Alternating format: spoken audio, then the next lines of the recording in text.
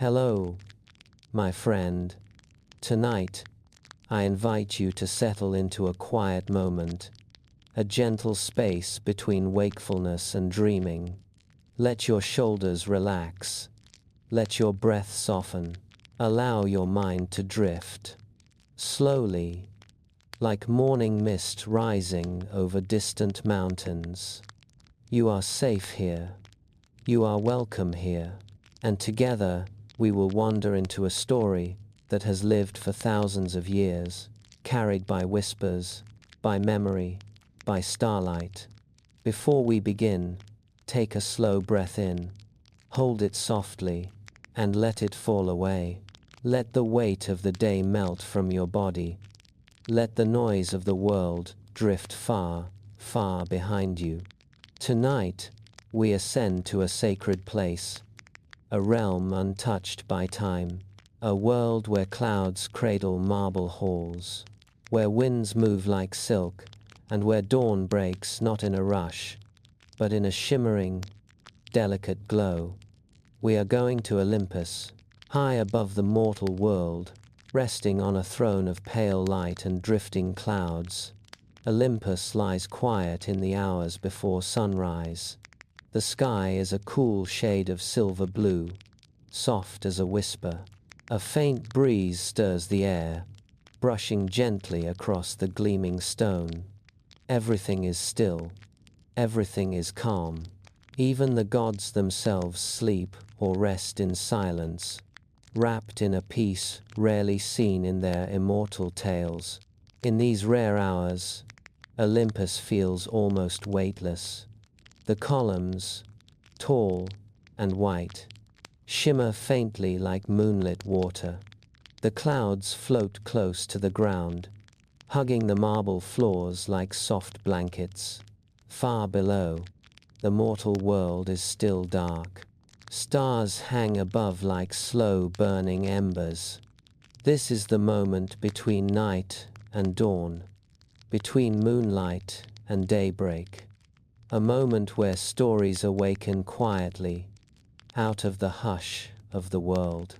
And in this moment of stillness, we begin our journey, a journey into the life of a goddess unlike any other, a goddess who does not rule through chaos, nor through tempest, nor through fear, but through clarity, through wisdom, through the kind of strength that moves gently but changes everything it touches. Tonight, we walk slowly into the story of Athena. Breathe softly and allow your mind to paint her shape. A tall figure standing at the edge of dawn, wrapped in muted gold, her eyes calm, steady, observant. In her presence, nothing feels rushed, nothing feels loud. Her silence carries meaning, her stillness carries power. Athena, the goddess of wisdom. Athena, the quiet strategist. Athena, the calm guardian of cities and heroes. She is not the thunder of Zeus, nor the fury of Ares, nor the tides of Poseidon.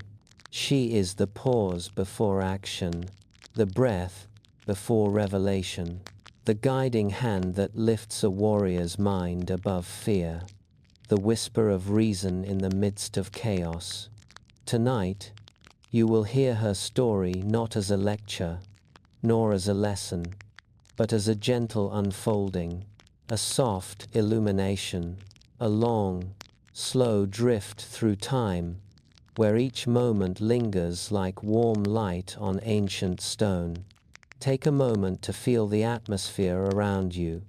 Imagine you are sitting on the edge of Olympus itself, a smooth, cool marble floor beneath you, a soft wind brushing past, the sky turning from deep blue to faint silver as dawn approaches.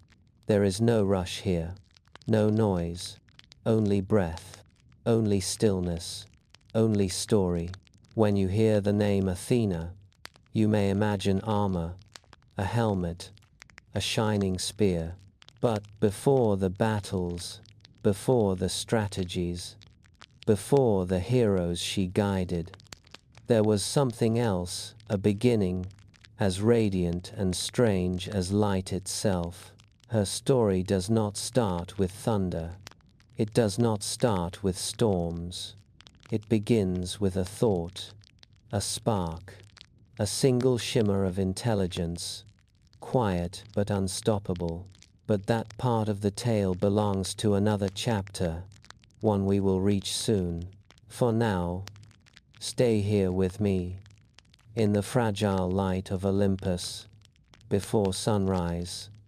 Let the world soften in your mind. Let the air feel lighter. Listen to the faint hum of the wind, moving through the colonnades. Hear the distant rustle of olive leaves carried up from the mortal world below. Picture the gods at rest, their halls dim and peaceful. No thunder from Zeus tonight, no sea crashing from Poseidon, no clash of war from Ares. Only silence, only a waiting calm, a canvas of tranquility, ready for a story to unfold. Athena herself, even if awake, would be in quiet contemplation. Perhaps she sits near the edge of her temple, watching the sky pale, her owl perched nearby, its feathers ruffled gently by the wind. She is a goddess of dawn moments, of beginnings, shaped, not by force, but by clarity. As we prepare to follow her story, let your mind soften, let your muscles release tension, and let your breath slow until it feels almost like the rhythm of the rising light. This journey is not one to rush. It is not one to analyze. It is one to feel as if you were walking softly through ancient marble halls, your footsteps soundless, your heart quiet. Tonight's tale is not for urgency, not for study, but for peace, for rest, for wandering through myth, as though drifting through a dream. In a moment, we will begin at the true start, Athena's extraordinary birth, a moment both luminous and strange, a moment that reshaped Olympus forever. But for now, allow yourself to stay in the prelude of this tale. Feel the air become a little warmer as dawn nears. See the horizon glow faintly gold. Imagine a new day, forming quietly in the hands of the divine. You are not just hearing a story, you are stepping into it, breathing with it, letting it wrap around you like soft blankets of cloud. When you are ready, and only when you are ready, we will turn the page together and walk gently into the next chapter, the birth of Athena, the moment wisdom entered the world. Until then, rest in this dawn, rest in this quiet, rest in the calm embrace of Olympus. She moved softly through the hush before dawn, like a thought that had not yet been spoken. Metis was the first quiet knowing in the universe, a slow current of insight threading through the gods' immortal minds. Her presence was like water finding its level, gentle and inevitable. Imagine a light that is not harsh but precise, the kind of clarity that makes confusion fall away. Metis carried that light. She breathed it like air, far from thunder or fury. Her wisdom was an even flame that warmed rather than consumed. When Metis walked near, the world seemed to come into focus, as if scattered pieces of a broken map stitched themselves together. Gods and titans alike felt a calm attentiveness in her wake. She was not a warrior, though she counseled them. She was not a ruler, though kings listened. Her counsel was the quiet architecture of thought, the slow laying of stones that would hold a city. There was a strange tenderness to her intelligence, as if every idea she touched was coaxed into being rather than forced to obey. This is the Metis you should imagine now, skin like pale marble warmed by morning, eyes like pools reflecting inner light, hair braided with threads of slow dawn. She embodied reason before it had been named, and in the soft hours, her mind touched futures the way dew touches petals lightly and with promise. But even such a gentle presence carried with it a destiny, and prophecies in the world of the gods have the weight of iron. One whispered oracle, soft as the breath of a sleeping child, foretold a startling thing. It said that if Metis were ever to bear a child, that child would be like a mirror to Zeus. The first child would be surpassed by the second, and the second would one day unsettle the throne of the King of Gods. These words did not scream across Olympus. They did not flare with anger. They rested like a seed under snow, patient and inevitable. Zeus, who had heard many oracles and shaped many fates, felt the prophecy as a cold, tiny root pressing under his skin. He did not rage. He considered instead, as a strategist considers chess pieces. Zeus admired Metis, for her mind soothed the restless tides of his own thought. He was moved by the clarity she offered him in counsel and in solitude. Yet, even admiration is tinged with fear when the future hints at a change in rank. So, in a moment that seemed as delicate as folding paper, Zeus made a choice. He did not seize Metis in anger. He spoke to her in low tones. He persuaded. He welcomed her into himself. He consumed her thoughtfully, as one might drink a cup of tea to settle a mind. Metis did not struggle. Her essence slipped into Zeus as water into a deep well. And there, inside the king, her thought kept moving. She became a presence in his mind, whispering counsel from within rather than beside him. Time for the gods is a different fabric, stretched and rich, with threads we cannot easily measure. And in the hidden chambers of Zeus' head, something changed. A slow, persistent pressure began to bloom just behind his brow. It was not a cry of pain but an expanding light, a lantern igniting from the inside. Zeus, who had weathered storms and quelled revolts, found himself stooped beneath a sensation both strange and intimate. Hephaestus, the artisan of fire and form, noticed first the way Zeus paused when he opened his mouth, as if listening to a voice no one else could hear. The forger, who shaped shields and tenderness alike, came close with the careful hands of a healer.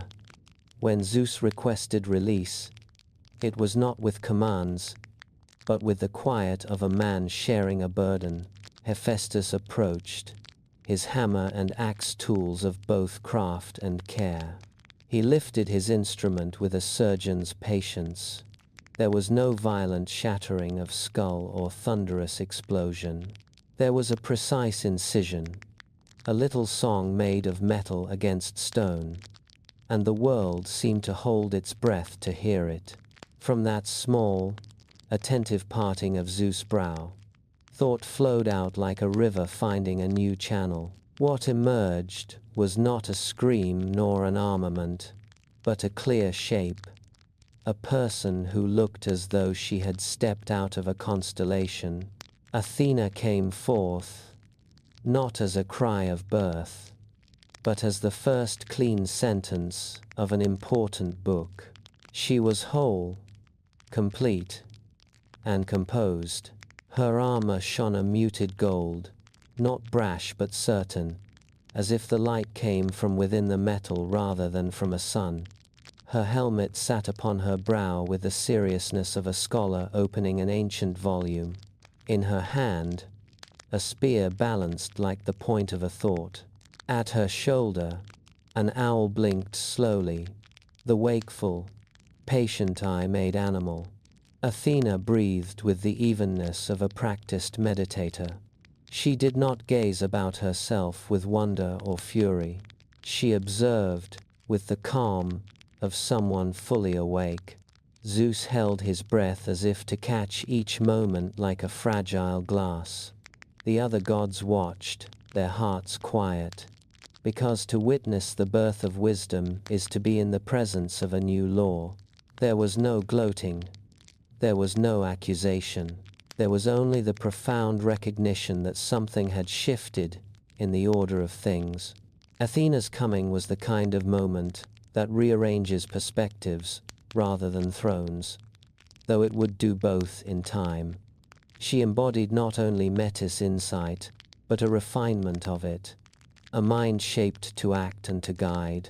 Where Metis had been diffuse and oceanic in her sorrows and comforts, Athena was a crafted river, channeled and purposeful. This distinction matters. Metis was wisdom in its raw, living state. Athena was wisdom given form and a role, as a map is given to a traveler who will not get lost. Imagine her standing, slender and avowed, a slender silhouette of reason against the soft light spilling into Olympus. Her skin was like warm alabaster, and her hair, braided and practical, suggested a mind that favored precision over ornament. Everything about her looked as though it had been thought into efficiency and tenderness at once. She did not wear rage. She did not wear sorrow. She wore comprehension. And where comprehension goes, confusion retreats. The owl at her side was no mere pet. It was a living emblem of the quiet vigilance of thought, a creature that sees through the dark and brings back a single, important fact. Its eyes like gentle lanterns. It turned its head when Athena spoke, as if to say, "I know this place as you do." The gods around them felt a small easing, as if the constant friction of immortal squabbles had been sanded by a patient hand. In the hush that followed her arrival, conversations that might have been heated later were instead tempered by a reason that could not be rushed.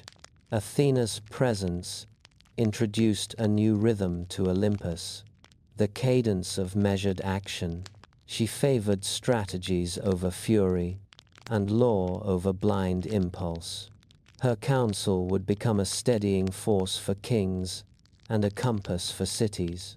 Yet her birth from Zeus' head kept a complexity in her nature, a blend of paternal oversight and independent mind. She was at once a daughter of the king and a mind that could stand apart from him.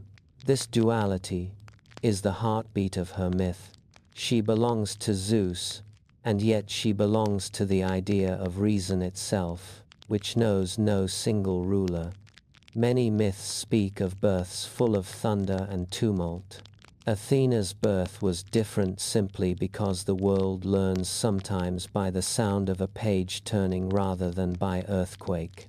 The precision of her appearance mattered because she represented a way of being in the world that rewards thought over force. From her first steps, Athena was drawn to tools and arts, and the structures that hold communities together. She took an interest in the loom and the plow as much as in the shield and spear. This was not a contradiction. It was a vision of civilization, the seamless joining of craft and defense, of law and compassion. You might wonder, in this soft moment, how the idea of swallowing Metis could be seen without cruelty. Consider, instead, the image of two minds merging into one stronger light. Metis' counsel did not vanish. It simply became integrated into Zeus' awareness, and from that mingling, Athena arose as the distillation of a shared intelligence.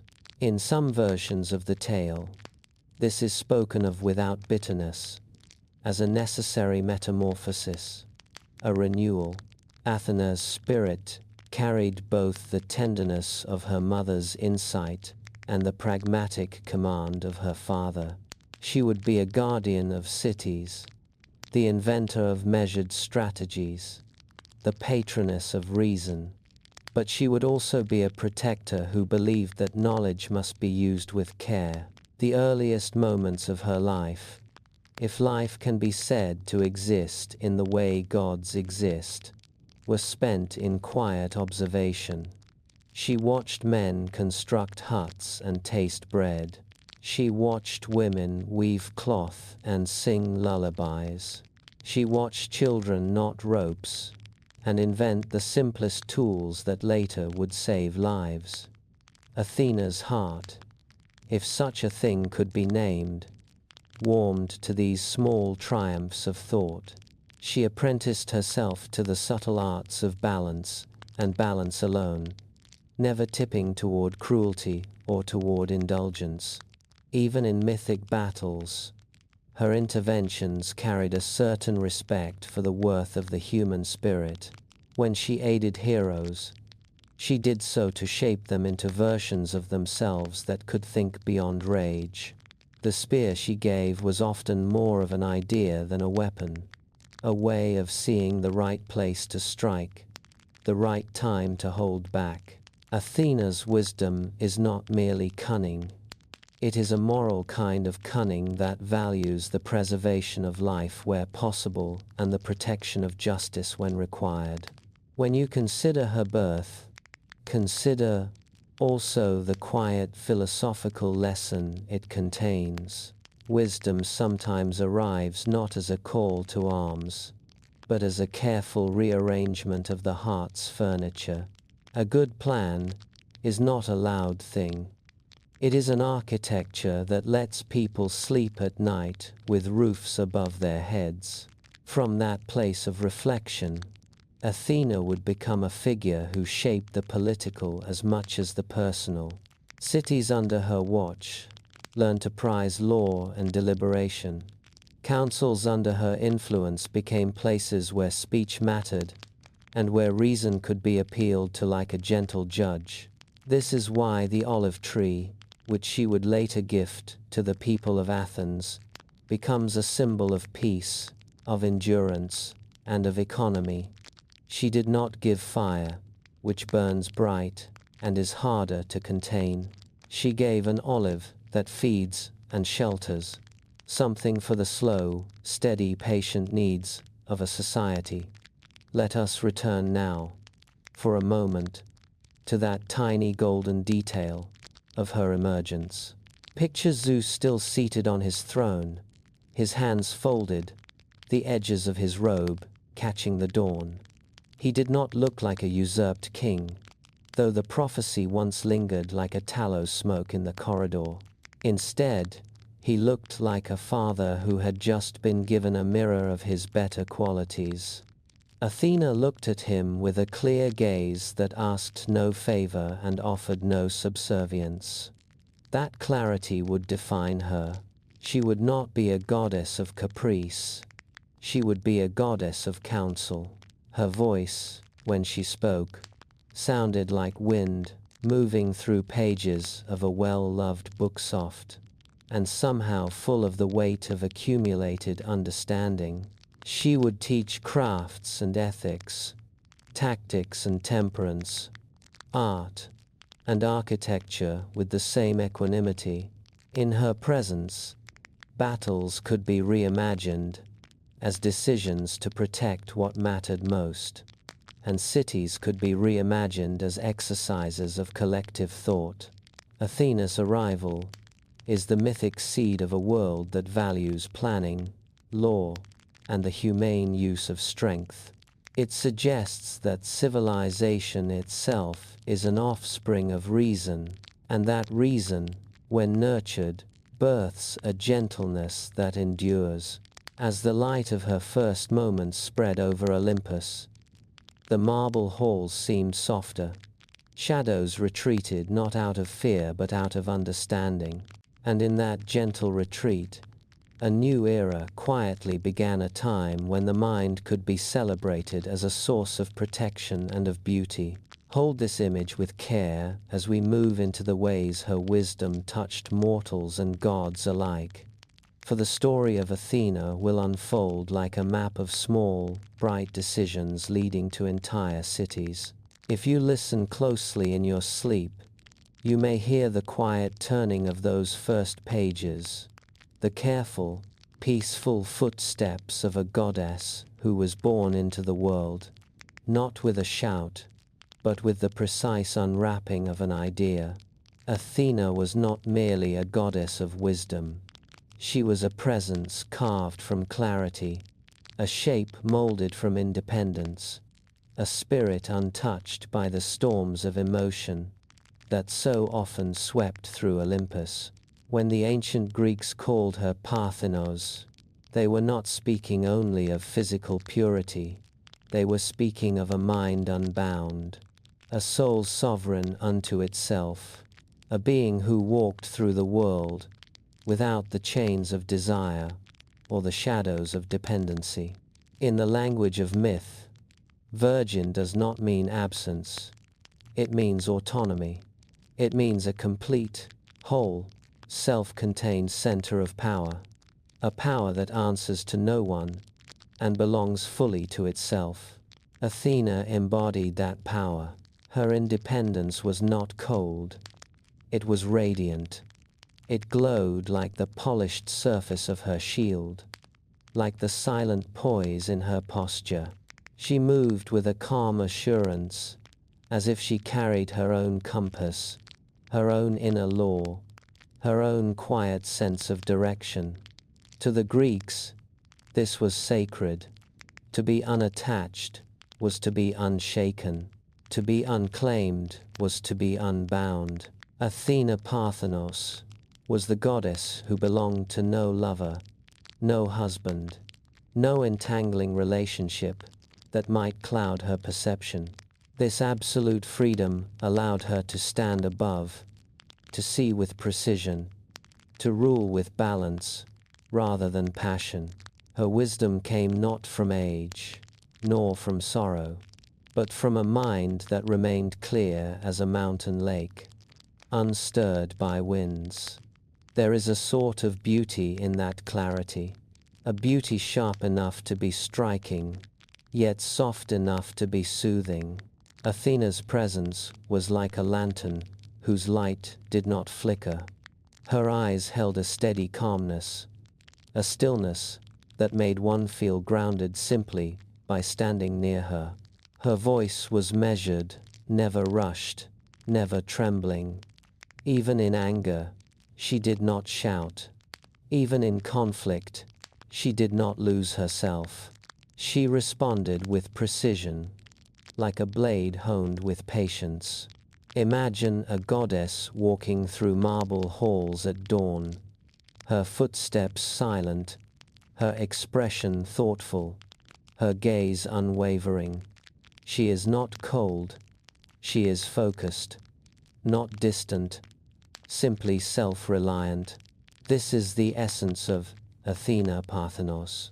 Her independence shaped not only her character, but also the way she interacted with gods and mortals. While Aphrodite dealt in desire and Hera in marriage, Athena dealt in clarity, in structure, in the quiet architecture of reason. And this clarity made her stories unique, even in a pantheon full of dramatic tales. One such tale involved Hephaestus, the divine smith whose forge glowed day and night. Hephaestus admired Athena deeply. Perhaps he was drawn to her strength, or to the serene intelligence in her eyes, or to the quiet firmness of her presence. Whatever the reason, his admiration grew into a misunderstanding, a hope that Athena did not share. Hephaestus, in his earnest and awkward nature, misread the closeness granted by friendship and respect. One day, believing she might return his affection, he approached her too boldly. There was no malice in his gesture, only longing, tangled with confusion, sharpened by solitude. But Athena, in her absolute independence, stepped back immediately. She raised her hand with calm authority. Her voice remained even. Her expression held no fear, only a firm boundary. She said no, without saying the word. She refused without rejecting him as a person. She simply remained Athena, sovereign, complete, untouched. In the brief struggle that followed his sudden advance, there was a moment of clumsiness, a moment of imbalance, an unintended consequence, not violence, not violation, simply the chaotic outcome of a misunderstanding between two divine beings, one stepping forward too quickly, and the other stepping back with unwavering dignity. Athena moved away, uninjured and unharmed, but something was left behind, not upon her, but upon the earth itself. Gaia, the mother of all, absorbed this unintended remnant, and from the earth, Gaia shaped a child not born of union, but of accident and divine energy. His name would be Erichthonius.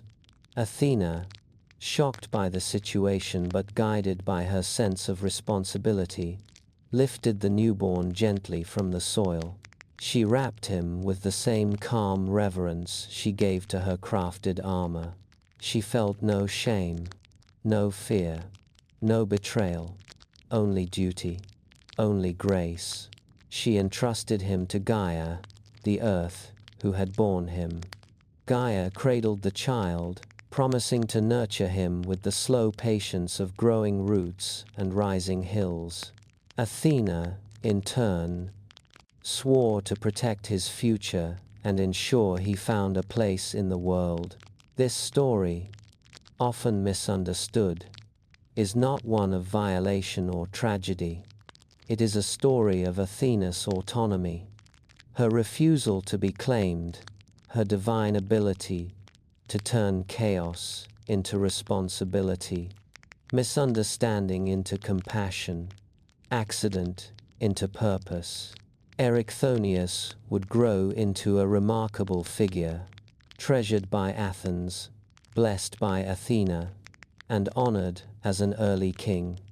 His legacy was not dark, it was foundational, a reminder that even in confusion, wisdom can guide the outcome, and Athena's hand, steady and clear, shaped the path forward. This clarity, this unwavering independence, also shaped another story, a story about a young man named Tiresias. Tiresias was not a hero in shining armor, nor a demigod of extraordinary strength. He was, simply, a mortal youth walking through the forest one warm afternoon. The air shimmered with heat, birds rustled in the branches. The world felt slow and gentle, and in that gentle world, Tiresias wandered into a sacred grove, a place washed in dappled sunlight and silence. He did not know the grove belonged to Athena. He did not know the goddess was bathing in a nearby spring, her armor set aside, her hair unbound for the briefest moment of rest. He did not seek her. He did not spy. He simply stepped where fate directed him. In a single breath, their eyes met. Athena stood tall, startled but unafraid, her form radiant, even in vulnerability. Tiresias froze, realizing the weight of what he had just witnessed. Not beauty, not temptation, but the sacred privacy of a goddess who allowed no gaze to claim her. Athena, Parthenos, the one who belonged only to herself, her autonomy, her privacy, her sovereignty, these were not to be touched, not even by accident. And so, The moment demanded consequence. But Athena did not rage. She did not lash out with divine punishment or wrath. Her justice moved the way water shapes stone with inevitability and fairness. She lifted her hand. A soft shimmer crossed the air, and Tiresias' vision faded into darkness. His breath caught, his knees trembled, not from pain but from awe. He understood at once that this was not cruelty. This was cosmic balance, a boundary restored, a respect reasserted. Athena stepped closer.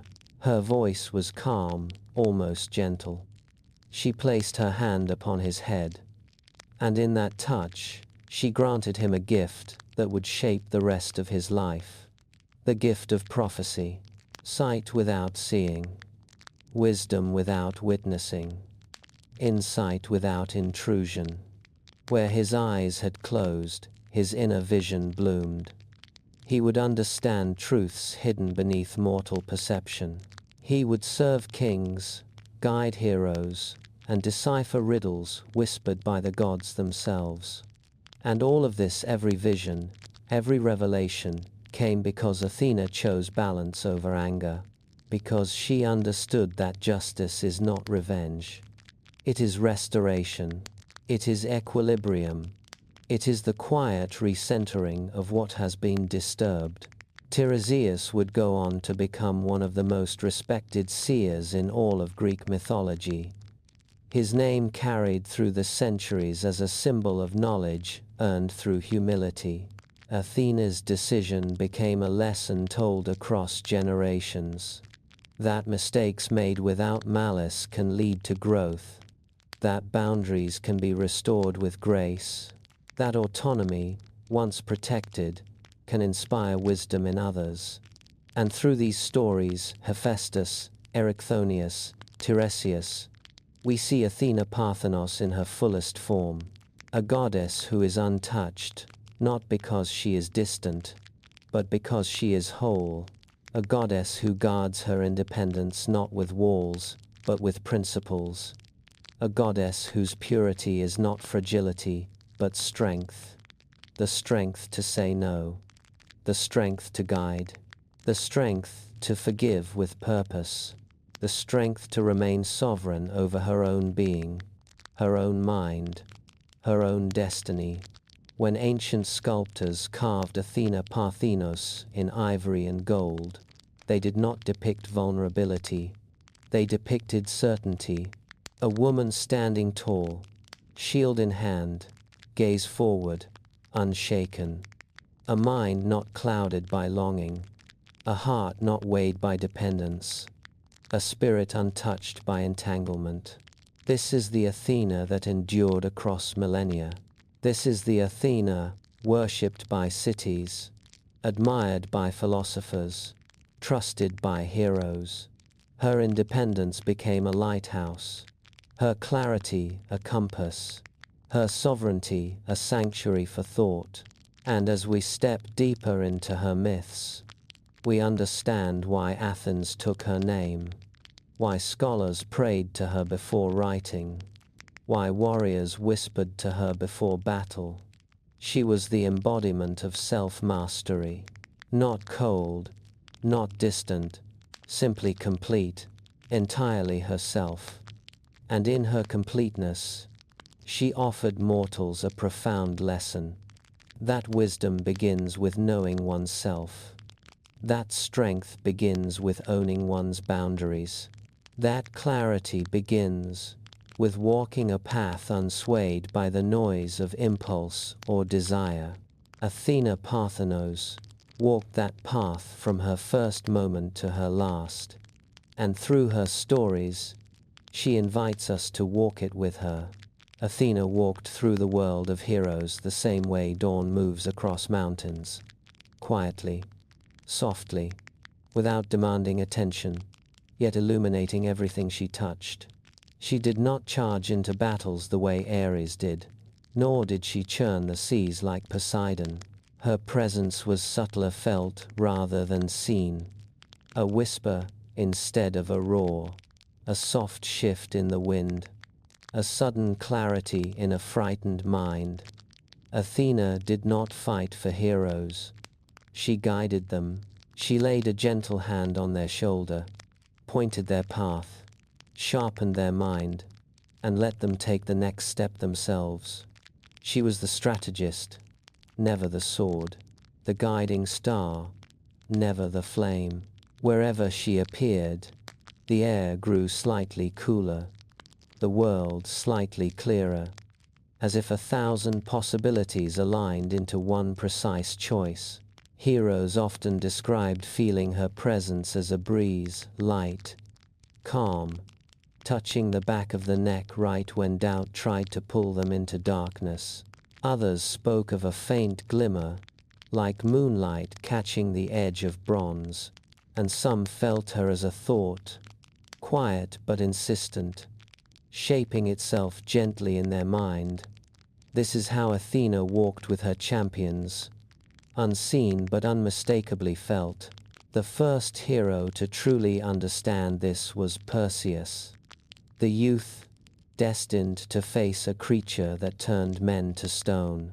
His story begins at night, under a sky heavy with stars, when the world felt enormous, and Perseus felt very small. He had been sent on an impossible quest not by choice, but by a king who wished him dead. "Kill Medusa," they said. "Bring back her head," an order wrapped in cruelty, tied with fear. Perseus did not know where to begin.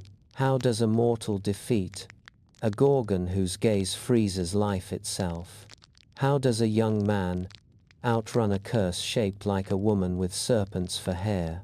In the quiet of his despair, when fear threatened to drown him, Athena arrived. Not in a blaze of light, not with a thunderclap, but with the soft glow of moonlight sliding across the floor of the cave where he rested. Perseus lifted his head and saw her standing there, a calm silhouette framed by starlight. The owl perched on her shoulder blinked, slow and ancient. Athena said nothing at first. She simply looked at Perseus, her gaze steady, her presence grounding him like a hand pressed gently over a racing heartbeat. Then she extended a shield, a polished, shining mirror of bronze, smooth as still water, silent as truth. Perseus touched the surface and gasped when he saw the stars reflected perfectly, as though he held a piece of night sky in his hands. Athena spoke softly. "Do not look at the monster," she whispered. "Let the shield look for you." Her words were not commands. They were guidance, pure, gentle, and precise. She explained that strategy, not strength, would win this battle. That clarity, not courage alone, would carry him through.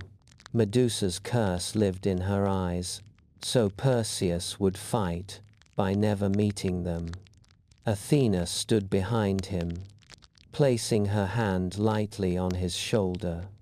He felt her calm flow into him, a coolness spreading through his chest. And when he set out toward the Gorgon's lair, the night around him seemed to breathe along with him, slow, quiet, measured. The cave he entered was cold and filled with statues, frozen echoes of past warriors who had failed before him. Perseus stepped carefully over stone limbs and marble faces. His breath shook, soft but rapid. Athena's presence steadied him. He felt it like a wind brushing the back of his neck, urging him forward. In the darkness ahead, serpents hissed a low, slithering melody. Medusa slept. Perseus raised the mirror shield. He did not see the monster directly. He saw her reflection distorted by distance, softened by bronze. He moved quietly, each step a whisper. Athena's guidance sharpened his senses, aligning every sound, every shadow. He lifted his sword. The serpent stirred. Medusa's face twisted in the reflection. Not yet awake, not yet aware, Perseus held his breath. One swift stroke, a single sound, like the soft tearing of fabric. And then silence. Not triumph, not terror, just the quiet exhale of a young man who had trusted guidance over force. Athena appeared beside him, her presence cool and soothing. She helped him place Medusa's head safely into the special bag Hermes had given him. She laid her hand on his shoulder one more time. "You listened," she said, and in those two words, she gave him something greater than victory validation. Perseus left the cave a hero, but he never claimed the triumph as his own. He always said Athena guided him, that she stood with him in the shadowed dark, and he was right. She was the breeze. She was the clarity. She was the voice that said, "Look here, not there. Step lightly, not boldly. Think first. Always think." This is how Athena shapes heroes, not by fighting their battles, but by teaching them how to see. Her next great champion was Heracles, strong, fierce, unstoppable, but even strength has its storms. Heracles, born with power greater than any mortal, was also born with burdens. Rage often clouded him. Pain twisted his decisions. Grief tormented him like a shadow trailing his steps. Yet Athena saw the good in him, the tremendous potential of a heart that still wanted to do right. So she did not abandon him to his fury. She soothed it. Whenever Heracles lost control, Athena was the one who placed a gentle hand on his back. "Breathe," she would whisper. Her touch did not restrain him, it steadied him. Her voice did not lecture, it calmed. And through his 12 labors, she appeared at the edges of his vision, soft, supportive, guiding. During the slaying of the Nemean lion, when Heracles fought with bare hands, Athena helped him realize the creature's skin was impenetrable. She guided him to use the lion's own claws to cut its hide, a strategy only clarity could provide. During the battle with the Stymphalian birds, Athena handed him a rattle forged by Hephaestus. With its piercing sound, the birds flew upward into the sky, where Heracles could shoot them easily. Athena never took the bow from his hands. She never struck a blow for him. She simply showed him how to turn obstacles into openings. Heracles always felt her presence like a cooling shadow that tamed the heat of his anger. With her near, his heart slowed, his aim sharpened, his mind cleared. And for a man, often tormented by emotions too large for any mortal to manage, her guidance was salvation. Their bond was not of romance or obligation. It was the bond between wisdom and strength, between a steady hand and an unsteady heart. Heracles carried her influence until his final day, and he often said he owed his sanity to her. Athena touched many heroes, but Bellerophon's story is one of her most magical. He was a young warrior who dreamed of riding Pegasus, the winged horse born from Medusa's blood. Pegasus was wild, untamed, a creature of sky and freedom. No mortal had ever touched him, yet Bellerophon believed he could. One night, he slept in a temple of Athena, hoping for a sign. He dreamed of her, a tall figure bathed in moonlight, holding a golden bridle. When he woke, the bridle lay beside him, glowing faintly. Athena had gifted it to him. He carried the bridle into the fields, where Pegasus grazed among morning mist. The horse's wings shimmered with dew, his mane rippled like silver fire. Bellerophon approached slowly, heart pounding. Pegasus snorted, ready to bolt. But then the golden bridle glowed in the mist. Pegasus paused, lowered his head, and allowed Bellerophon to place it gently over him. Athena watched from afar, her owl perched on a branch, the morning light weaving soft patterns across her armor. She did not interfere. She simply ensured the right tool was in the right hands. With Pegasus, Bellerophon completed impossible tasks, defeating the Chimera, winning battles, soaring across the sky, with grace no mortal had known. Yet Athena's lesson was quiet, but crucial. Harmony is earned, not taken, and Pegasus followed Bellerophon only because the bridle symbolized trust shaped by Athena's wisdom, not dominance shaped by force. But among all heroes, the one closest to Athena's heart was Odysseus. He was not the strongest, not the fastest, not the most fearsome in battle, but he was the smartest, the most thoughtful, the man who understood that survival depends on the mind more than the arm. Athena saw herself in him, in his questions, in his patience, in his ability to see paths where others saw walls. When Troy fell and the Greeks began their long journey home, Odysseus wandered into storms far darker than any battlefield. He faced monsters, enchantresses, whirlpools, temptations, and years of longing. Through it all, Athena stayed by him, invisible, unwavering, a constant presence in the shifting night. When he was lost at sea, she guided the winds. When he doubted himself, she whispered clarity. When he faced the Cyclops, she sharpened his mind so he could escape through cunning rather than confrontation. When he walked the halls of Circe, she shielded his heart from enchantment. And when he returned home after 20 years, weary and disguised, it was Athena who stood beside him as he faced the suitors overrunning his hall. She did not fight for him, she guided him. She restored his confidence. She shaped his plan, and when the final arrow flew from his bow, the wind that carried it felt almost like a breath from the goddess herself. Odysseus was not her child by blood. He was her child in spirit, her chosen mind in a world ruled by impulse. She loved him not with romance, not with longing, but with admiration.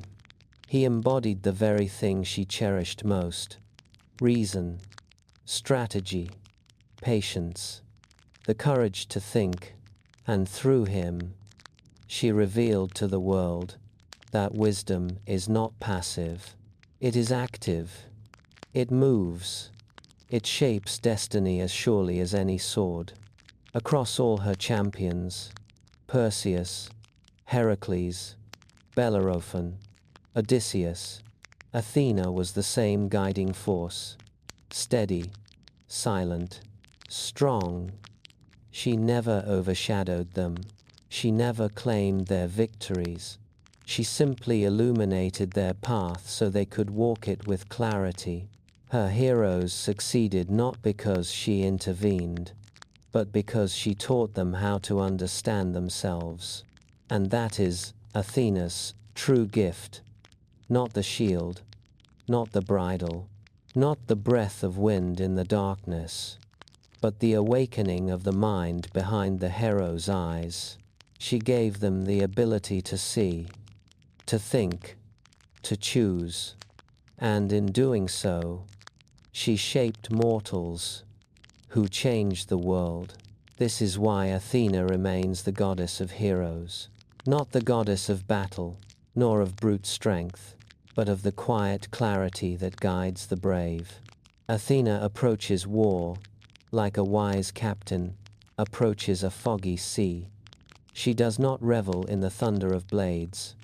She does not drink from the chalice of fury. Her domain is not the hymn of destruction, but the slow composition of protection. For Athena, conflict is an instrument to be tuned, not a festival to be celebrated. She sees battle as a problem to be solved with careful thought, with measured steps, and with an eye for consequences. Where others see an enemy to be erased, she sees a situation to be managed. Her strategy is a conversation between what must be defended and what must be spared. It is a calculus of preservation rather than annihilation. This is the heart of her difference from Ares, the god who embodies the raw storm of combat. Ares rushes forward with the crack of thunder in his chest, a river that cannot be stopped once it begins to flood.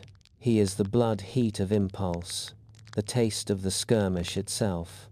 Athena, by contrast, is the cool current beneath the surface that steadies the hull. She is the wind that steadies a precarious sail and points the ship toward safe harbor.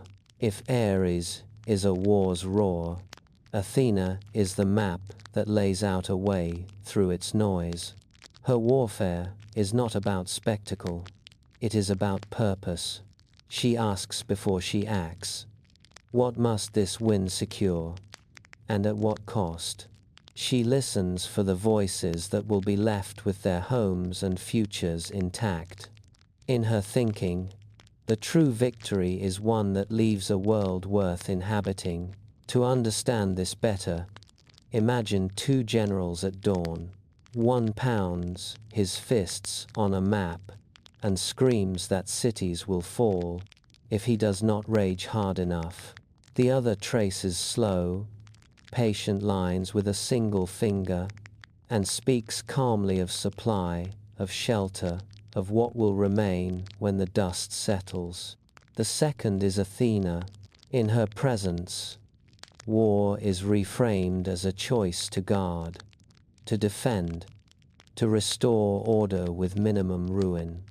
She champions tactics that protect the vulnerable and preserve the institutions that sustain life. Athena's strategies are built on foresight. She anticipates outcomes as a gardener anticipates seasons. She plans for scarcity and for plenty, for winter and for spring. Her mind divides time into measured spans and fits each action into a future it must support.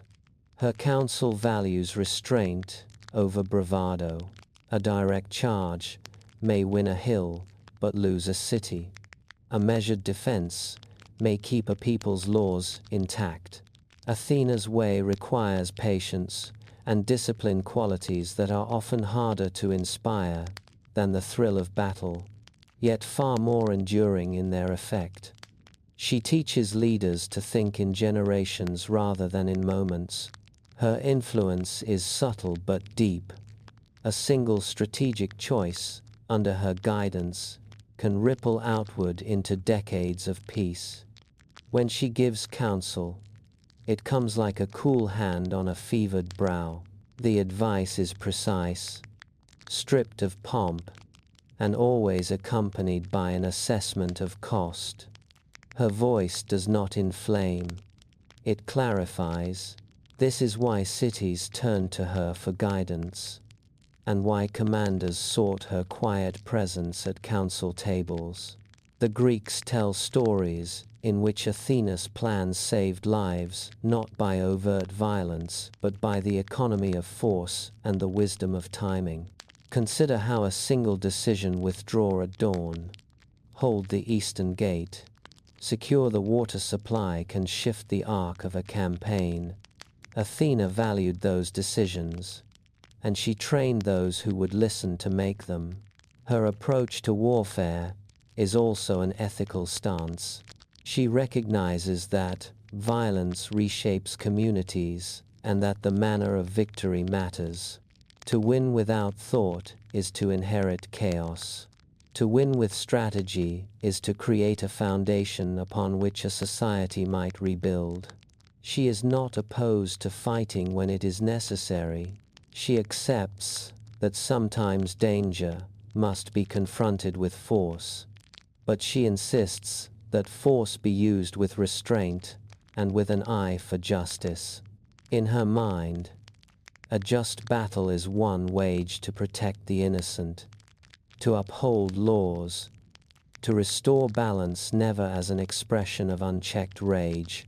This philosophical stance positions her against Ares, not as a mere rival, but as a different, moral principle incarnate. If Ares is the thrill and immediacy of conflict, Athena is the ethics of conflict, how to fight in a way that remembers the humanity at stake. In this light, their differences are instructive rather than merely oppositional. One teaches the danger of impulse, the other teaches the virtue of deliberation. To see them together is to understand a whole spectrum of what war can be: animal and temperate, destructive and constructive, chaotic and ordered. Now imagine the battlefield through Athena's eyes. It is not a place of hissing blood and gory spectacle. It is a landscape of fog and ordered lines, where shadows move like pieces on a chessboard. The sounds are muffled, softened as if by distant boots on damp earth, a cloth tearing quietly, the low hum of men waiting. In such a vision, actions are measured. There is no need for praise to be loud, no need for gestures to be grand. Every movement is a calculated step toward an outcome that preserves something dear. The Iliad, that great poem of war and sorrow, offers scenes that can be read through Athena's lens. She moves through Homer's world, not as a storm-bringer, but as an interpreter of cause and consequence. She attends to the moments where a clear mind can change the fate of a man and the destiny of a people. Consider Diomedes, who fights like a man honed for focus. He is brave, yes, but his courage is shaped by discernment. Athena stands with him in the chaos, not to strike the spear, but to embolden his understanding where to thrust, when to hold, who to trust. Her presence is like the hush before a decision, the tiny space in which thought aligns with action.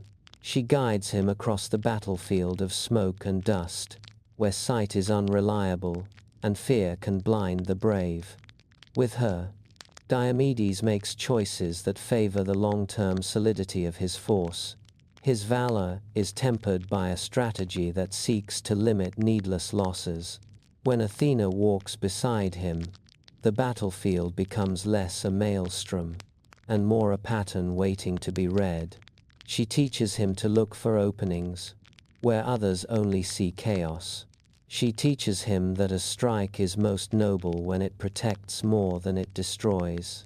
Athena is also present with Achilles, not to temper his pride by force, but to shepherd him toward a needed calm when the warrior risks losing himself.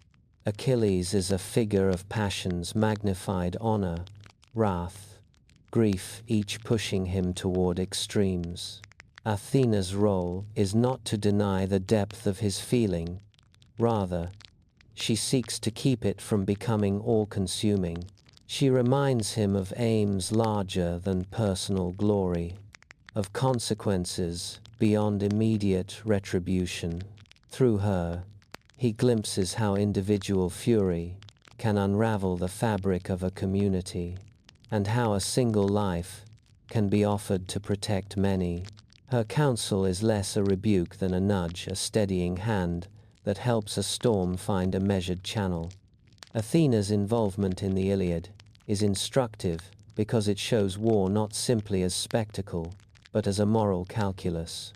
Every battle choice carries echoes that will persist long after the trumpets fall silent.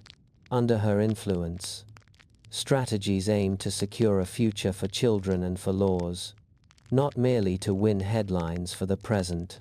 This is why her presence is often paired with the imagery of the shield and the owl, the shield as protection and the owl as the patient witness of consequences.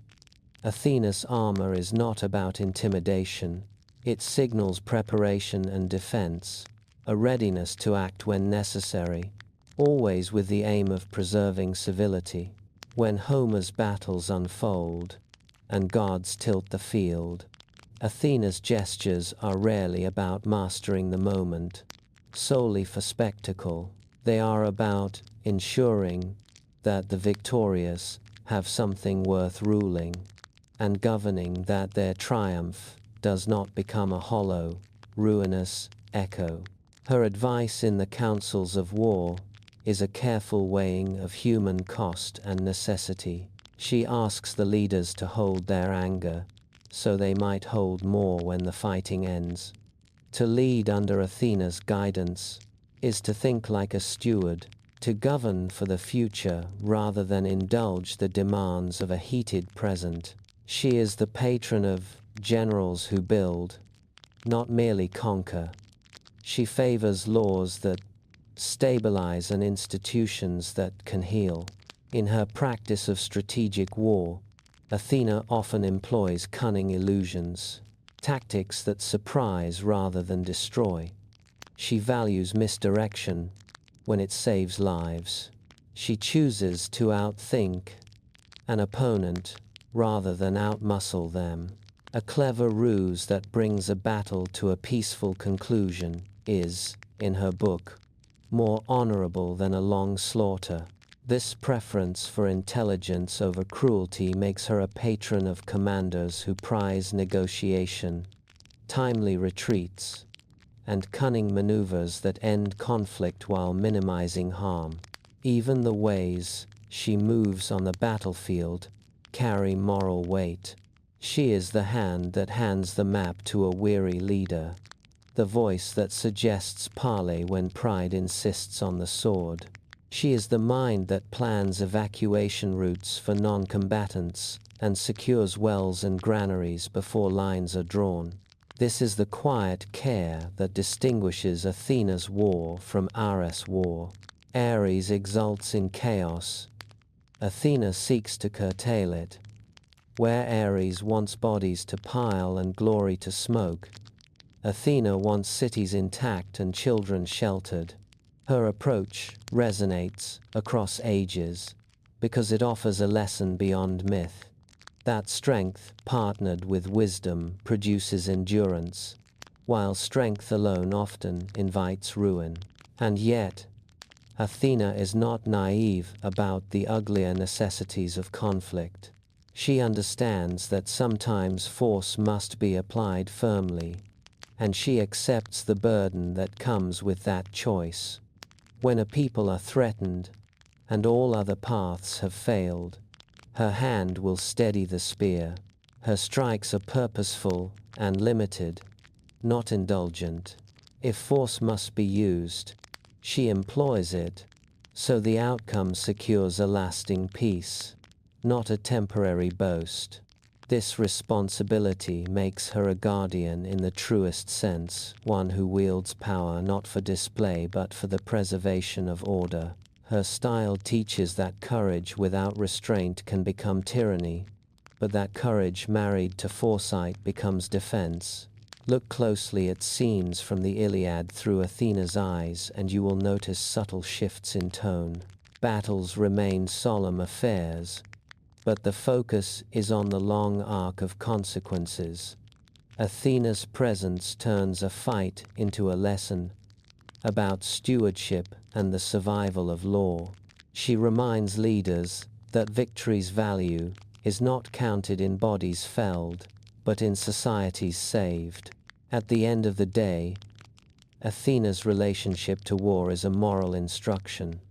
She does not glamorize the clash, but reframes it as a last resort with ethical parameters. Her legacy teaches that to be wise is not to avoid conflict by cowardice, but to manage it with a mind toward restoration. The difference between Athena and Ares is not merely about tactics, it is about the soul of warfare.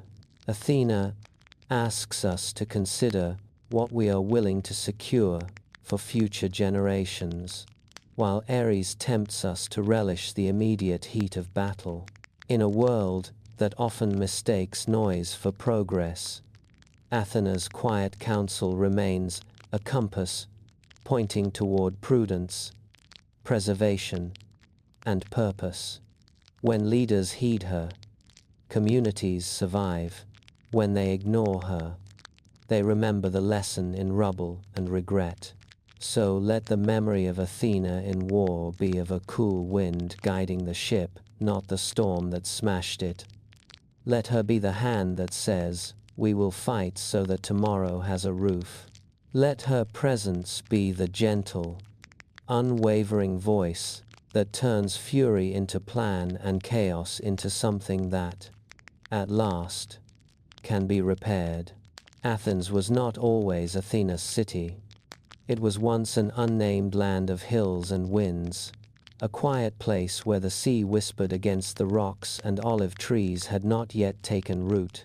Before the city rose in marble and wisdom, it was simply a place waiting for its destiny, and that destiny would be shaped by a contest won between two great gods, whose gifts would define the soul of a people, Athena and Poseidon, both powerful, both proud, both eager to offer something that would bind the land to their name, stood upon a rocky hilltop that would one day be called the Acropolis. The air was bright with possibility. The sky shimmered with expectation. The mortals gathered below, unsure of what the gods would bring, their eyes wide, their breaths slow, as if witnessing the opening of the world. Poseidon stepped forward first. The earth trembled. The sea rose in a swell of shimmering blue. With a dramatic strike of his trident, he summoned a fountain of water from the ground. It erupted like liquid glass, dazzling in the sunlight. The people gasped, for it looked like a miracle, an endless wellspring in a dry land. The water glimmered with a beauty that felt almost unreal. But when the first villagers approached and touched the liquid to their lips, their faces softened with disappointment. It was seawater, briny, undrinkable, magnificent, yes, sustaining, no. Poseidon crossed his arms proudly, unaware or unconcerned that his gift lacked the one thing the people truly needed: life. Then, Athena stepped forward. She did not call storms. She did not summon waves. She did not shake the earth. Instead, she knelt. Her fingers brushed the soil as gently as a mother touches the forehead of a sleeping child. And from her hand, a small sprout lifted its head from the dirt, a fragile stem, a single leaf. It did not dazzle. It did not roar. It simply grew, slowly, deliberately. The sprout stretched upward as the people watched in silence. Its bark thickened. Its branches twisted gracefully. Leaves unfurled, like soft breaths of silver green. And in the space of a moment that felt suspended from time itself, a full olive tree stood before them, steady, humble, and luminous beneath the Mediterranean sun. The wind rustled through its leaves, making a faint, soothing sound like distant rain. The people stepped forward again, this time with hope steadier than awe. They tasted the fruit. They pressed the oil between their fingers. They felt the shade of the tree cool their skin. They understood. This gift was not spectacle. It was sustenance. It was survival. It was peace. Poseidon offered power. Athena offered life. The choice was clear. The mortals chose Athena. It was not a choice of thunder or glimmer, but of quiet usefulness, of a future rooted in nourishment and endurance. And so, the land was named Athens, after the goddess who understood what people truly needed. Athena did not celebrate. She simply placed her hand upon the olive tree's trunk, feeling the steady life pulsing through it, and whispered a blessing meant for generations yet unseen. The olive tree became more than a tree. It became a symbol of wisdom, peace, prosperity, and the delicate balance of survival. And under its branches, a city began to rise. Athens grew not from conquest but from clarity, not from impulse but from intention. The city expanded like a thoughtful idea, slow, steady, and full of promise. Homes of stone and clay clustered along the hillsides. Fishermen cast their nets into waters that shimmered with dawn light. Philosophers, even in early days, gathered in shaded corners, murmuring ideas like seeds scattered in fertile ground. The people walked through narrow streets lined with white dust and sunlight. Children laughed near wells, fed by clean water. Wives prepared bread in quiet kitchens that smelled of warm grains and soft fire.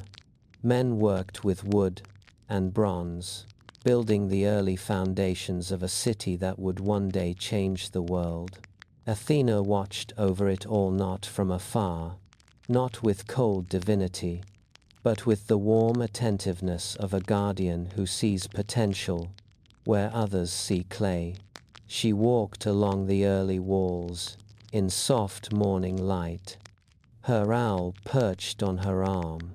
She listened to the hum of everyday life and let it settle into her like a familiar melody.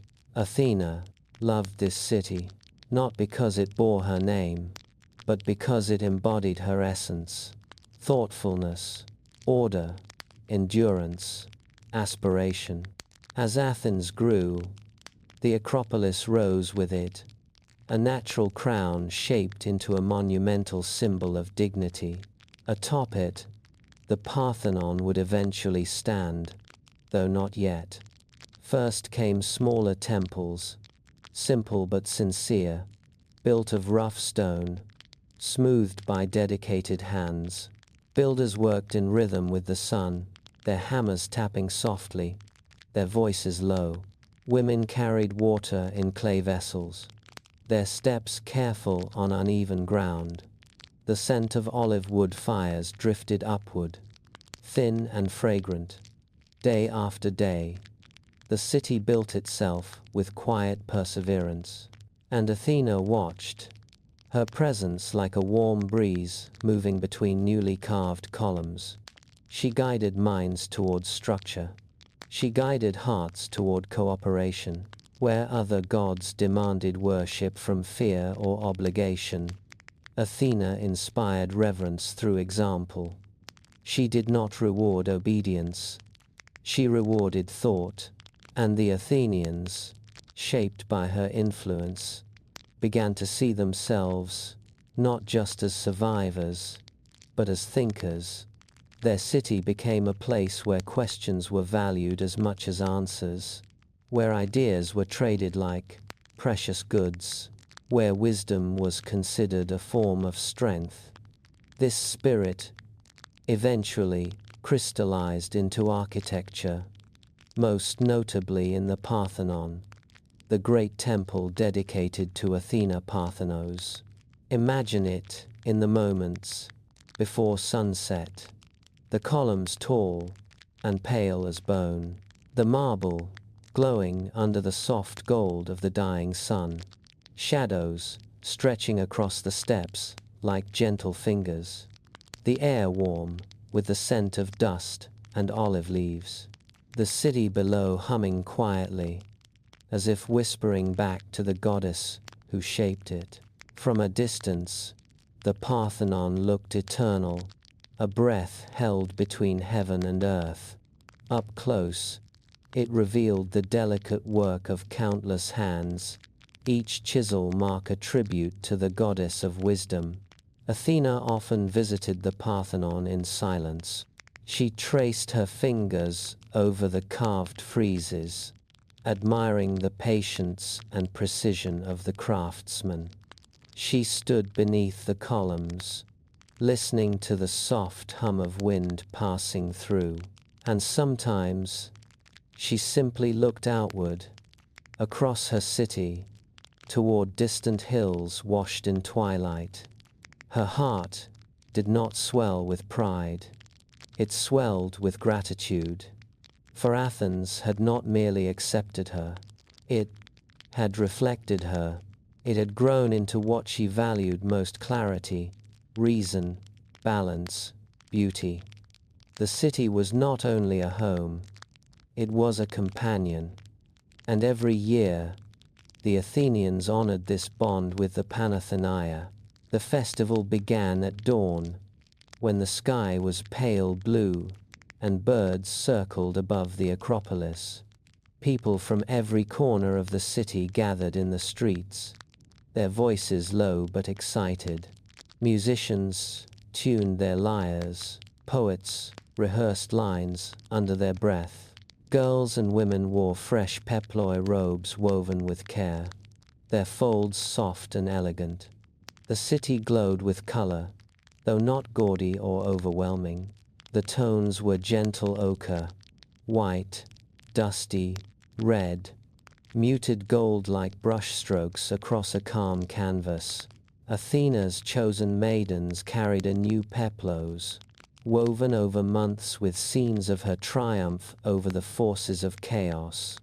The garment shimmered in the sun, threads of gold running through the fabric like quiet lightning. The procession moved slowly through the streets. Children marched at the front, laughing and whispering. Behind them came elders, faces lined with stories and years. Then musicians, their hands skilled and deliberate. Then warriors, shields polished, steps steady. And finally, the maidens carrying the sacred peplos. As they climbed the Acropolis, the sound of their footsteps echoed faintly off the stone, soft, measured, rhythmic. It was a sound that felt like prayer made physical. The air on the Acropolis was cooler, the breeze stronger. It tugged gently at the peplos, making its golden threads shimmer like strands of morning light. When they reached the Parthenon, the city fell into a kind of hush, not silence, but a collective breath, shared among thousands. The new robe was offered to Athena's ancient wooden statue, draped around her form with reverence. The moment did not roar with triumph.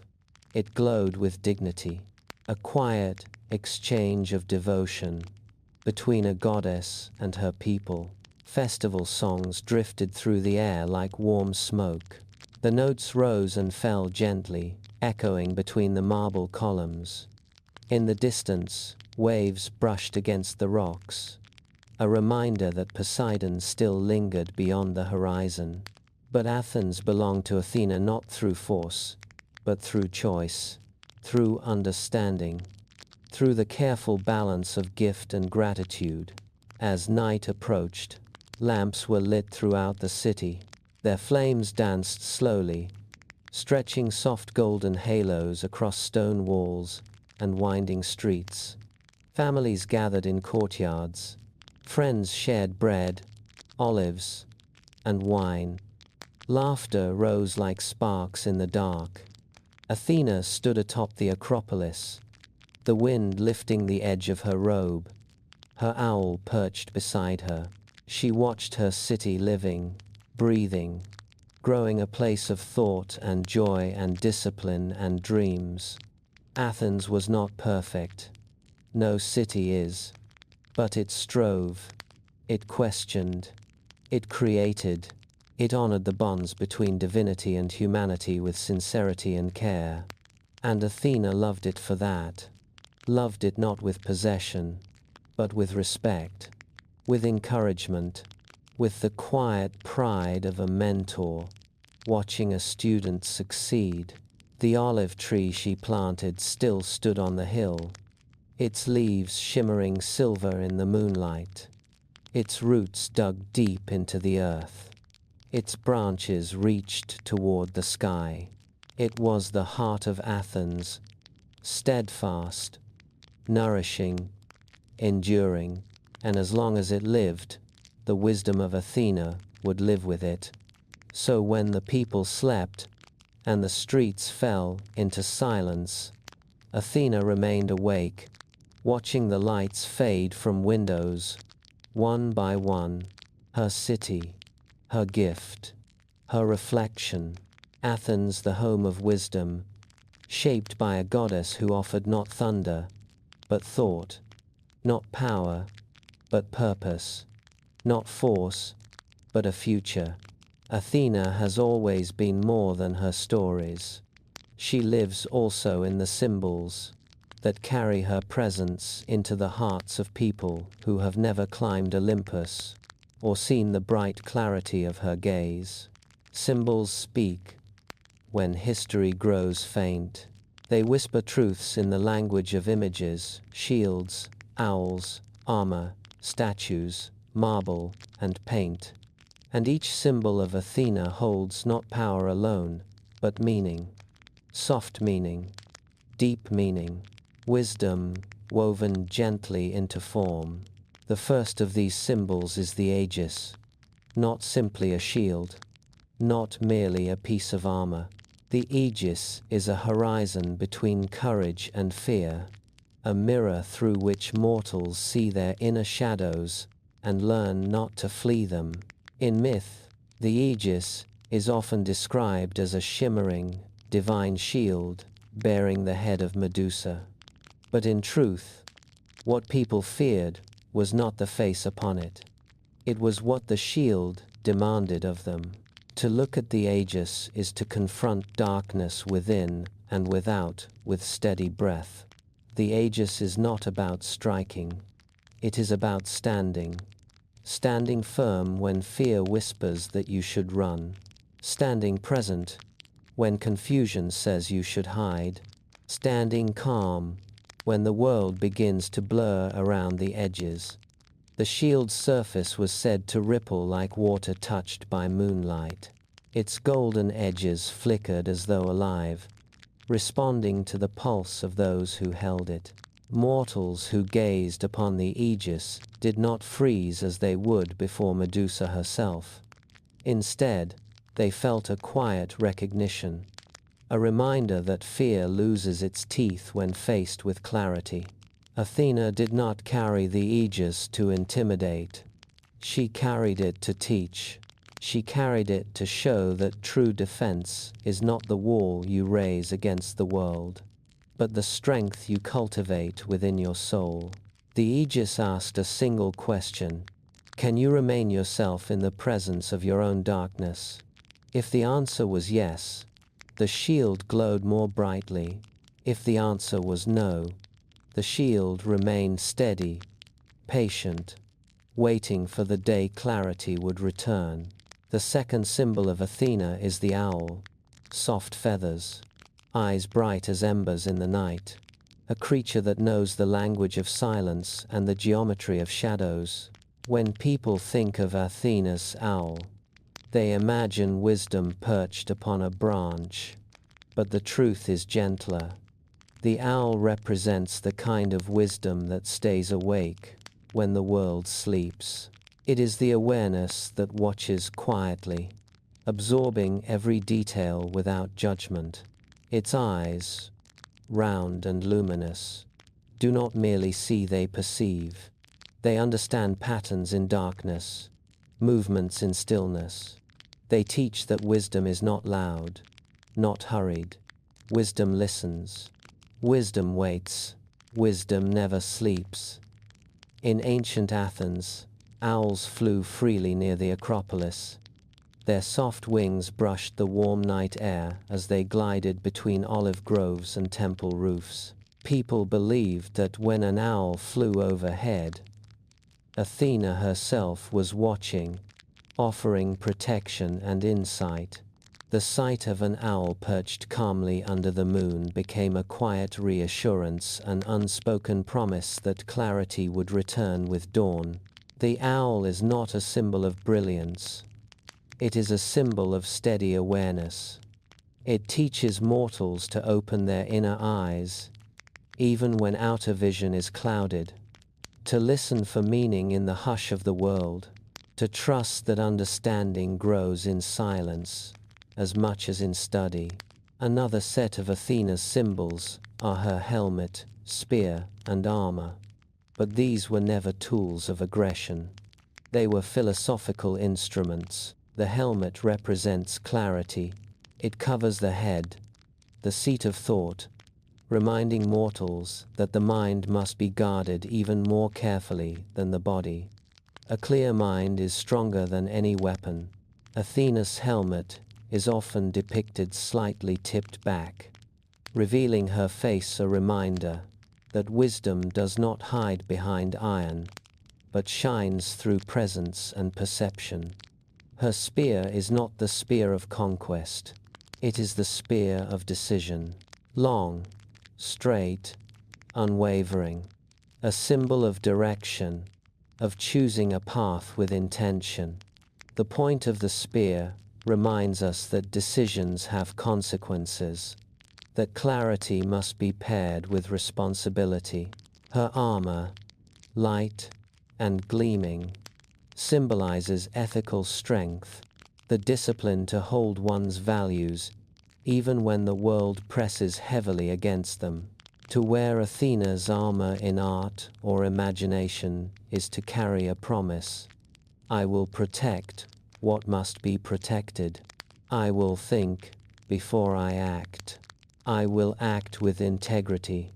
These tools of war, in Athena's hands, become tools of thought, a uniform not for combat, but for conscience. Across centuries, artists have tried to capture these symbols, to carve, paint, and shape the essence of Athena into forms that could survive time's erosion. In ancient Greece, sculptors approached her image with devotion. They carved her standing tall, robes flowing in calm folds, shield steady, owl perched like a silent companion. Their Athena had eyes that looked beyond the stone, thoughtful and composed. She was portrayed not mid-battle, but mid-thought, as if listening to the quiet movement of ideas. Her statues on the Acropolis were not just representations of divinity. They were companions to the people, guardians made visible in gleaming marble. The great Chryselephantine statue inside the Parthenon, crafted of gold and ivory, stood as a radiant embodiment of calm intelligence. Her armor shone not with danger, but with dignity. Her posture communicated readiness, not aggression. Her gaze held the softness of understanding, paired with the firmness of conviction. Light, entering the temple, would bathe her figure in a warm glow, making her appear alive, breathing, listening. As the world shifted and Rome rose to power, Athena became Minerva. But the transformation did not dilute her essence. Roman artists kept her calm intelligence intact. They sculpted her with the same thoughtful expression, the same poised dignity. Where Greek art emphasized harmony and ideal form, Roman art added depth, texture, the gravity of realism. Minerva's robes carried heavier folds. Her shields bore deeper carvings. Her owls looked more alert, more detailed, as if they might fly from the pedestal at any moment. Yet her calm remained. Her clarity endured. Then, centuries later, During the Renaissance, Athena returned, in yet another form reborn, through the vision of artists who sought to blend ancient wisdom with new understanding. Painters like Botticelli and sculptors like Cellini portrayed her with luminous serenity. In their hands, she was not only a goddess of war and wisdom, but a symbol of the human capacity for reason and beauty. There Athena stood in gardens of soft light. She stepped across marble floors, reflected in pools of clear water.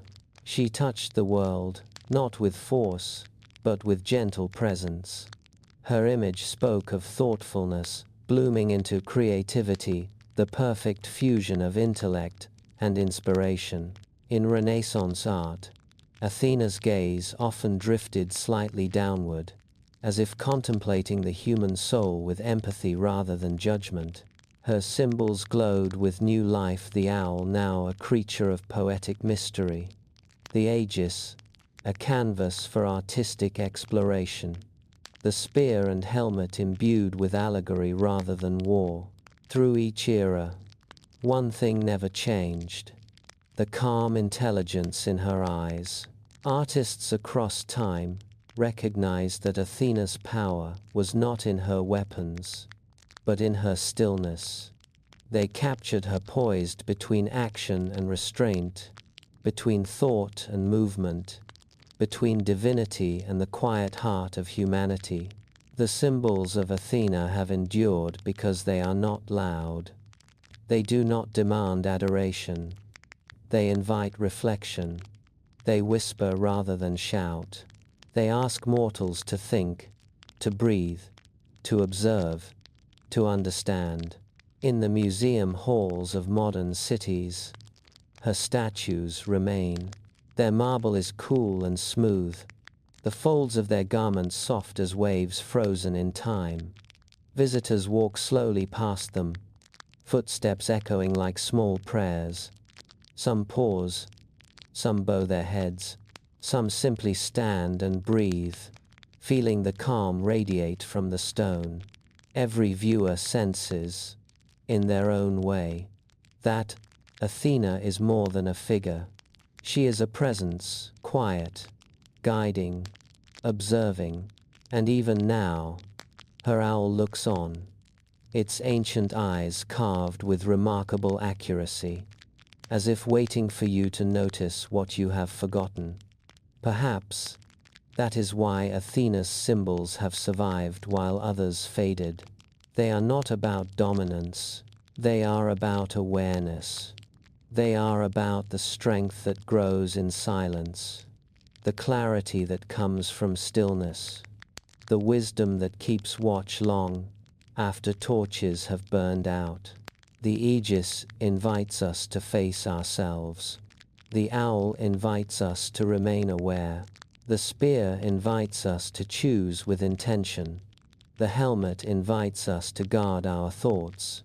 The armor invites us to stand for what is just. And the art of centuries invites us to remember that intelligence and serenity can coexist, that wisdom does not roar, it flows, steadily, like water finding its way. Athena's legacy in symbol and sculpture is not built from war. It is built from quiet persistence, from minds shaped thoughtfully, from hearts steadied by truth, from a goddess who understood that beauty and clarity are foundations of civilization. And so, as we reach the end of these symbols, picture Athena standing in a museum hall, bathed in soft white light, owl perched on her arm, aegis resting gently at her side. She is not watching the past. She is watching you, calmly, patiently, as if waiting for you to understand that wisdom remains in art, in symbol, in silence, in the quiet spaces between your breaths. Night has settled over Athens like a soft blanket of deep blue velvet. The stars drift lazily above the city, glowing like embers floating in an ancient hearth. From the Acropolis, the world below looks warm and gentle, bathed in the golden light of thousands of oil lamps. Their small flames flicker in open windows, creating a constellation of human life beneath the sky's broader constellation of gods. The wind moves softly over the marble stones. It carries the scent of olive trees, freshly pressed oil, and distant sea spray. It brushes the edges of Athena's robe as she stands high above her city, watching over it with calm, steady eyes. Her owl sits quietly on her shoulder, feathers ruffled by the cool night breeze. The Acropolis glows beneath the moon, its stones pale and luminous. Every column, every sculpted detail, every carved ridge seems to breathe with the presence of the goddess who inspired them. Athena looks down at Athens, not with pride, but with affection, a kind of gentle recognition, as though the city and the goddess share a language spoken without words. Tonight, she does not move or speak. She simply watches the families gathering for late meals, their laughter spilling softly into courtyards, watches scholars reading by lamplight, their shadows dancing across scrolls, watches mothers hum lullabies to restless children, watches fishermen return from the harbor, shoulders weary, but spirits lifted by the promise of home. Athena's gaze moves across winding streets, listening to the soft pulse of her beloved city. Athens is never truly silent. Even at night, it hums with a quiet life, a life full of thought, of curiosity, of conversation whispered beneath the eaves. She lets the sound wash over her like a tide. This city, shaped by her wisdom, answers back with its own. The olive tree on the hill sways gently, its silver leaves shimmering in the moonlight like tiny mirrors of the stars. It is the same tree she once gifted, still standing, roots deep, branches wide. It has seen generations come and go. It has watched dreams rise and fall. It has sheltered lovers and philosophers, wanderers and poets. And now, in the quiet of this night, it stands like a guardian beside Athena, a living testament to peace, endurance, and clarity, a place where thought grows, a place where hope finds soil. As she watches her city, Athena reflects on the long journey we have taken with her. 3 hours of quiet stories, 3 hours of soft paths through myth, 3 hours of finding calm in the shape of a goddess who never raises her voice. Athena understands that not all strength is loud, not all courage roars, not all victories come from force. Some victories are found in silence, in breath, in clarity, in the gentle unfolding of a wise choice. She teaches that strength can be a whisper, a quiet resolve, a steady mind, a patient heart.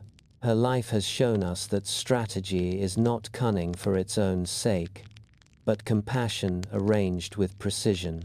Her actions reveal that clarity is a lantern in the darkness, not a blaze that blinds. Her presence reminds us that stillness is not weakness, but an anchored calm in a world that shifts and storms. Athena watches the city lights flicker. She watches the shadows lengthen.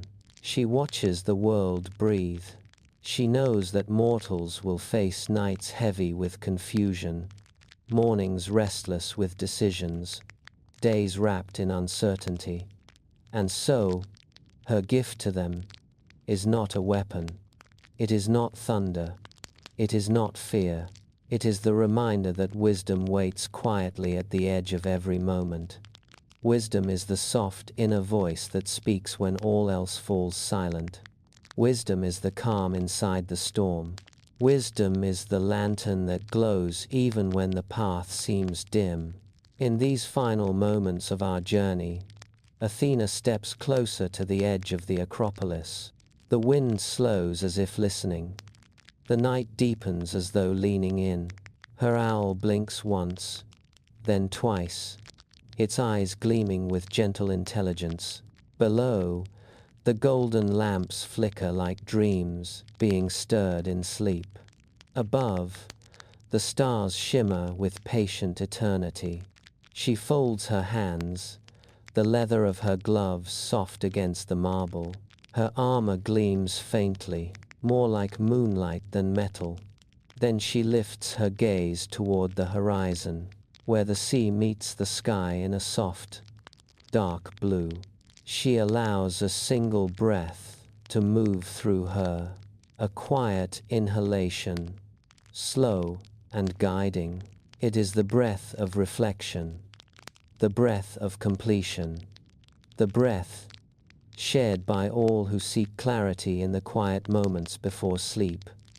Tonight, she offers you her message, a message shaped by every story we have walked through, by every hero she guided, by every decision she tempered, by every truth we found together in the soft corners of myth.